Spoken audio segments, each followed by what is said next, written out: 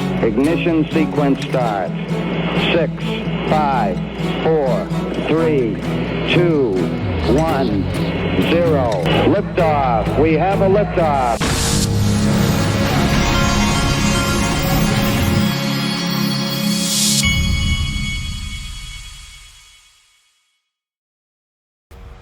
Hey everybody, this is the Digital Asset Investor, and why don't we start here about what we ought to be expecting in the markets from now until through the election.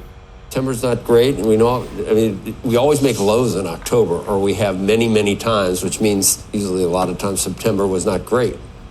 I think investors should be cautious for the next 8 weeks. September. Next 8 weeks, be cautious. Yes. You're not always cautious.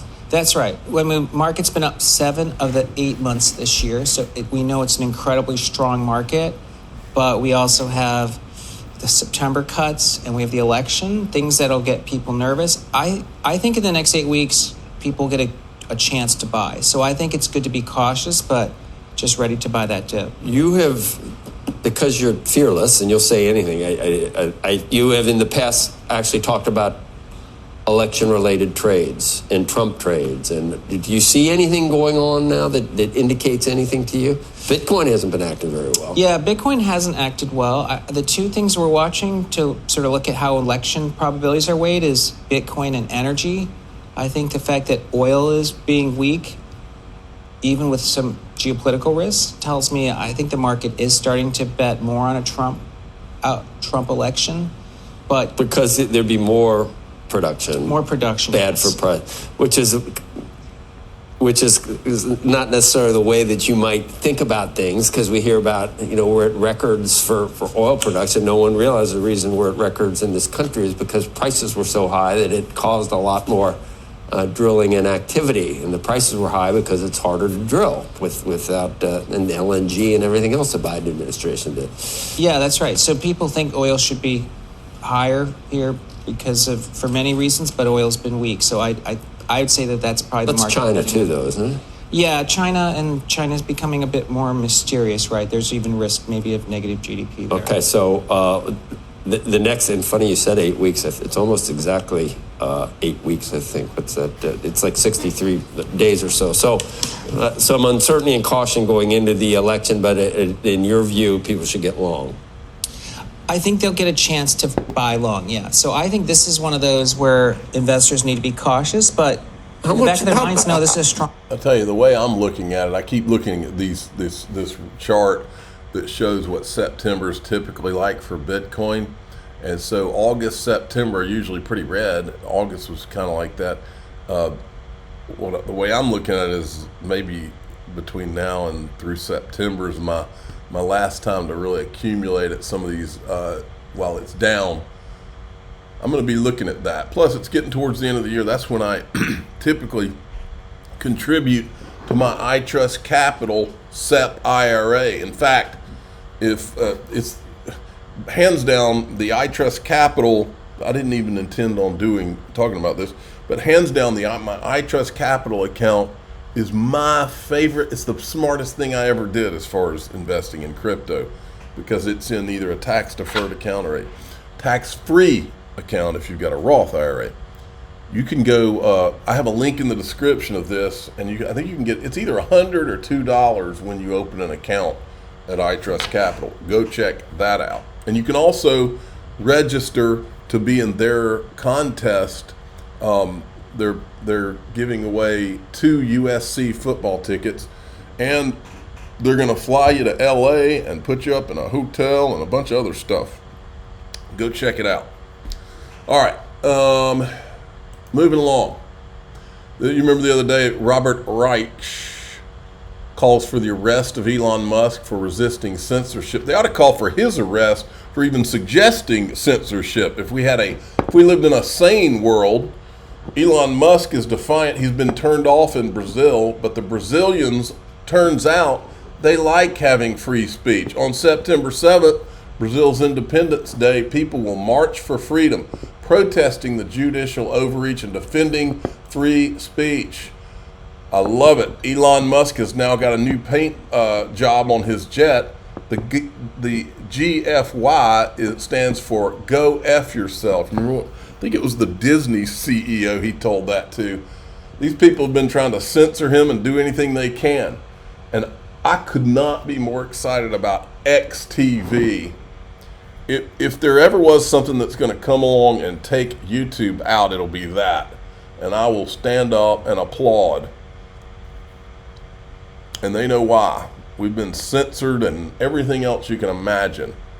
I to this day, I believe crypto is being, I believe they've put a governor on crypto channels to where the viewership is being tamped down, and they're promoting anything crypto related coming out of the traditional places like CNBC, who haven't put out near the videos that a lot of people that just do crypto have. But anyway, crypto Twitter on my TV is going to hit different. I can't wait to get it. I already did a search for it and I couldn't find it. Then you got this coming. This is Linda Yaccarino. She's actually through Meta Lawman. Linda Yaccarino, he had sent a certified letter to her and to Elon Musk and to, I think, their chief legal counsel. That's how he got me back on X. So I'm a fan of Linda Yaccarino and Elon Musk and their chief legal counsel and Meta Lawman, because they were fair with me. And soon to be payments on the platform. So think about all of those capabilities that are bringing more and more people around the world to spend most of their lives with sheer utter convenience on the platform. Average time spent now, I think, is up to 35 minutes because there's so many new things to experience and so much information that's at your fingertips. It's only going to increase from there. And think about that once we launch payments will start in the US, the financial ecosystem that will emerge on the platform. So we're actually redefining what users will come to rely on or believe that a social app will. Wow, it is going to be exciting. Look at this. Ripple and XRPL will represent KBW 2024. Here's the Ripple setup. Leader in digital asset infrastructure, move, manage, tokenized value with Ripple's crypto. Then you got the XRPL zone, Ripple custody. Exciting things happening. Here's Eric Van Miltenberg. He's thrilled to speak at GBB Council Future of Finance Conference. And this, I'll share how Ripple is driving innovation on the XRP ledger and transforming TradeFi. There's a little bit of drama in some Ripple drama. Look at this. In response to Ripple announcing they were going to do that on the XRP ledger, they were going to do smart contracts. I think Wietse Nguyen took a little issue with it. He had an open letter to the XRP ledger ecosystem and stakeholders. And then David Schwartz replied to the letter and he says, Wietse, to be fair, the Ripple X team had a call with you before any post went live. Ripple supported and funded hooks from the beginning, and we told you many times we'd support hooks as an amendment on the main net. I think there's a lot of innovation in hooks as XRPL Labs originally proposed, but I believe some updates would make it better option for XRPL mainnet. You're right that I have changed my thoughts on programmability recently, and you absolutely recognize the need for it much earlier. The RX team specifically put this blog post out while a research phase to continue the conversation and work together, hopefully with you and others, on what is the best approach for programmability on the XRPL mainnet. And anything put forth from our side will entail community-driven approach. Wietse responds to him and says there was no call. There was a brief message, not from decision makers, in between other messages about change of heart regarding L1 composability. I'm very happy to see the change of heart and excited for what is coming to mainnet, with or without that being hooks as we develop. Any composability is progress. Also, as expressed many times before, I'm grateful for the resources provided by Ripple to build and audit hooks The above things are not what my posts are about. My letter is about Ripple pivoting without further explanation. My letter is about explaining to the many people who got confused, sent me DMs, what my view is. My post is about hopefully making people realize for the future that the effects of uncertainty and indecisiveness pivots can have on builders in the ecosystem. I hope my post doesn't come across as destructive or even angry. If my post results in considering the perspective I'm describing when future decisions are made, I think it is well worth the write-up. So, that's what's going on. And look what else is going on, folks. Today's the day. It's primary day in Massachusetts, and everybody go out and vote for John Deaton. And I wanted to remind everybody that it is primary day. Vote for Deaton because he does not work for Senator Elizabeth Warren like Chuck Kane does. Remember this? He was the guy who was he never declared what he was.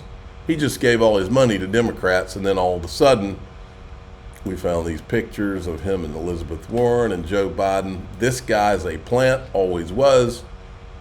So I'm going to finish with this video, which I think is interesting, on the global financial reset. The biggest elephant in the room at the moment is the economy, which is driven and manipulated by the current financial and monetary system. It's been used as a means of control for enslaving entire nations and their people through a debt-based system of control. This system, where the American dollar is king, was never meant to last forever. In fact, I personally believe it was meant to last just long enough, basically, until technology caught up to the ideology of technocracy. Now, people do not like change and usually have to be persuaded to some degree to accept change.